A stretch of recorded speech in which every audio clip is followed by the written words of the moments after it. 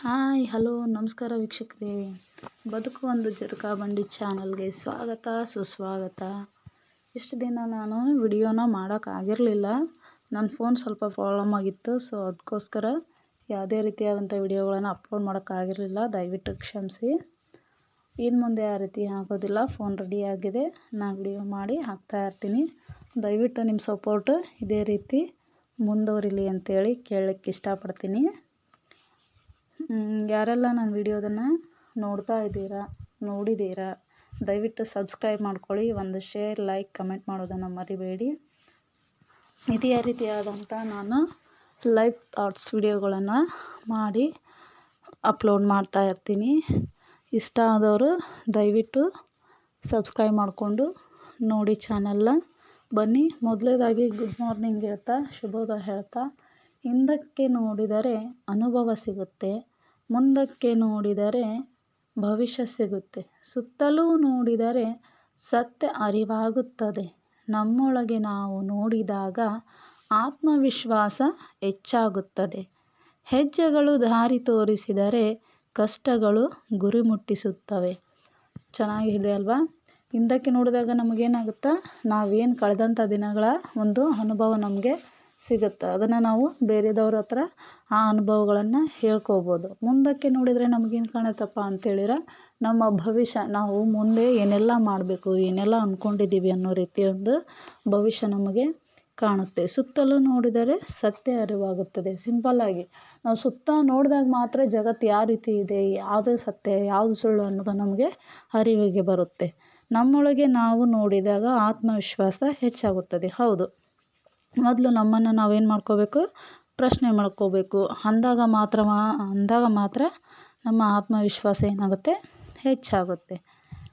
ಹೆಜ್ಜೆಗಳು ದಾರಿ ತೋರಿಸಿದರೆ ಕಷ್ಟಗಳು ಗುರಿ ಮುಟ್ಟಿಸುತ್ತವೆ.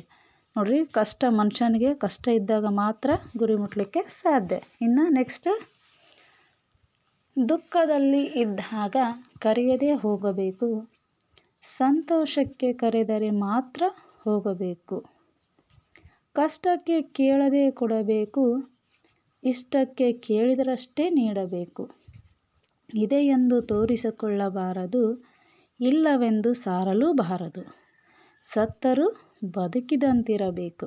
ವಾವ್, ನೋಡ್ರಿ ಎಷ್ಟು ಚೆನ್ನಾಗಿದೆ. ದುಃಖದಲ್ಲಿದ್ದಾಗ ಯಾರು ಕರೀಲಿ ಬಿಡಲಿ, ಹೋಗಿ ನಾವು ಅವ್ರಿಗೇನು ಮಾಡಬೇಕು, ಸಮಾಧಾನವನ್ನು ಮಾಡಬೇಕು. ದುಃಖದಾಗಿದ್ದ ಬಂದು ಯಾರಾದ್ರು ಕರೀತಾರ, ನಮ್ಮನ್ನು ಕರೆಯೋದಿಲ್ಲ. ಸೊ ನಾವಾಗಿ ಹೋಗಿ ಅವ್ರಿಗೆ ಸಾಂತ್ವನವನ್ನು ಹೇಳಬೇಕಾಗತ್ತೆ, ಸಮಾಧಾನ ಮಾಡಬೇಕಾಗತ್ತೆ.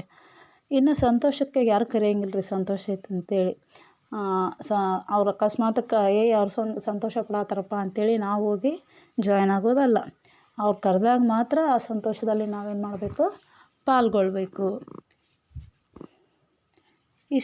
ಕಷ್ಟಕ್ಕೆ ಕೇಳದೆ ಕೊಡಬೇಕು. ಕಷ್ಟ ಐತಿ ಅಂದಾಗ ಅವ್ರು ಕೇಳಿದ್ರು ಅಷ್ಟೇ, ಕೇಳಲಿಲ್ಲ ಅಂದರೂ ಅಷ್ಟೇ, ನಾವು ದಾನ ಅಥವಾ ನಮ್ಮ ಕಡೆಯಿಂದ ಏನು ಸಹಾಯ ಆಗುತ್ತೆ ಅದನ್ನೇ ಮಾಡಬೇಕು.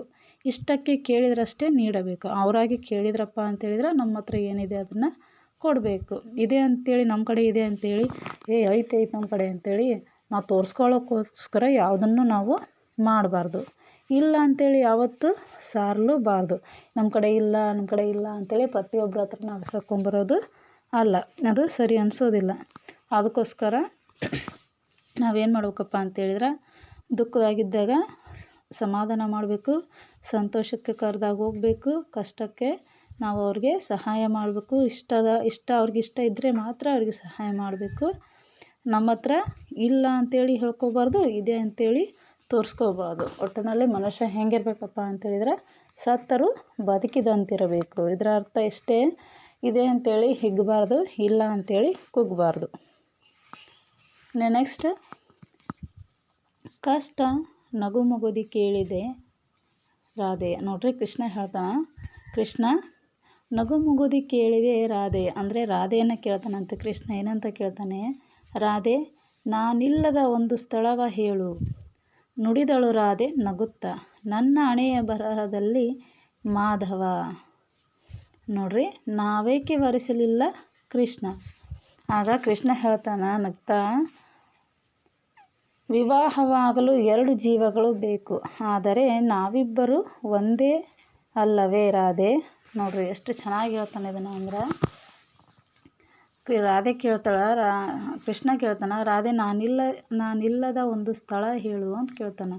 ಆಗ ರಾಧೆ ಏನು ಹೇಳ್ತಾಳೆ, ನಗುತ್ತಾ, ನನ್ನ ಹಣೆಯ ಬರದಲ್ಲಿ ನೀನಿಲ್ಲ ಮಾಧವ ಅಂತ ಹೇಳ್ತಾಳೆ. ಅಂದರೆ ನನ್ನ ಹಣೆ ಬರದಲ್ಲಿ ನೀನು ಯಾಕಿಲ್ಲ ಅಂತ ಹೇಳಿದ ಕೃಷ್ಣ ಕೇಳ್ತಾನೆ, ನಾವೇಕೆ ವರಿಸಲಿಲ್ಲ ಕೃಷ್ಣ ಅಂತೇಳಿ ಕೇಳ್ತಾನೆ.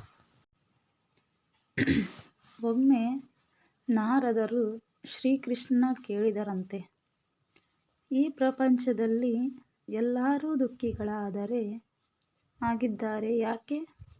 ಆಗ ಶ್ರೀಕೃಷ್ಣನು ಮುಗುಳ್ನಗುತ್ತಾ ಹೇಳಿದನಂತೆ, ಸುಖ ಎಲ್ಲರ ಬಳಿಯೂ ಇದೆ, ಆದರೆ ಎಲ್ಲರೂ ಇನ್ನೊಬ್ಬರ ಸಂತೋಷದಿಂದ ದುಃಖಿಗಳಾಗಿದ್ದಾರೆ ಅಷ್ಟೇ.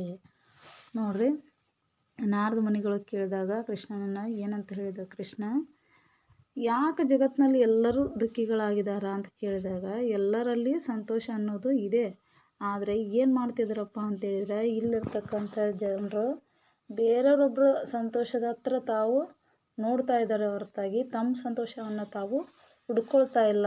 ಬೇರೆಯವ್ರ ಸಂತೋಷವನ್ನು ನೋಡಿ ತಾವು ಏನು ಮಾಡ್ತಿದ್ದಾರೆ, ದುಃಖಕ್ಕೆ ಒಳಗಾಗಿದ್ದಾರೆ. ಅದನ್ನು ಮೊದಲೇದಾಗಿ ಅವ್ರು ಏನು ಮಾಡಬೇಕು, ಬಿಡಬೇಕು. ಬೇರೆಯವ್ರ ಸಂತೋಷವನ್ನು ಹುಡ್ಕೋದು ಬಿಟ್ಟು, ಅಲ್ಲಿ ನೋಡೋದು ಬಿಟ್ಟು, ಫಸ್ಟ್ ತನ್ನಲ್ಲಿರ್ತಕ್ಕಂಥ ಸಂತೋಷವನ್ನು ತಾನು ಅದನ್ನು ಅನುಭವಿಸ್ಬೇಕು, ಖುಷಿ ಪಡಬೇಕು ಅಂಥೇಳಿ ಶ್ರೀಕೃಷ್ಣರು ತುಂಬ ಚೆನ್ನಾಗಿ ನಾರದ ಮುನಿಗಳಿಗೆ ಹೇಳ್ತಾರೆ. ನಿಜ ಅಲ್ವಾ? ಎಷ್ಟು ಚೆನ್ನಾಗಿ ಹೇಳಿದ್ದಾರೆ.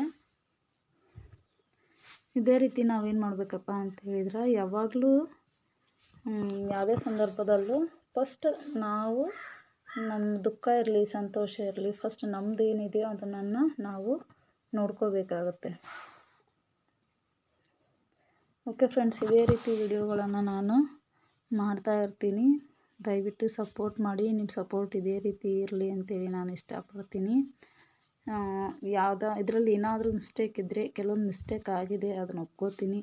ಮಿಸ್ಟೇಕ್ ಆಗಿದ್ದರೆ ದಯವಿಟ್ಟು ಕಮೆಂಟ್ ಮೂಲಕ ನೀವು ನನಗೆ ಹೇಳ್ಬೋದು, ಅದನ್ನು ತಿದ್ಕೋತೀನಿ. ಇದೇ ರೀತಿ ವಿಡಿಯೋಗಳನ್ನು ಮಾಡಿ ಅಪ್ಲೋಡ್ ಮಾಡ್ತಾ ಇರ್ತೀನಿ. ಆಮೇಲೆ ಇನ್ನೂ ಯಾವ ರೀತಿ ವಿಡಿಯೋ ಬೇಕನ್ನೋದು ಕೂಡ ನೀವು ಹೇಳಿ. ಇದೇ ರೀತಿ ನನಗೆ ಸಪೋರ್ಟ್ ಮಾಡಿ ಫ್ರೆಂಡ್ಸ್.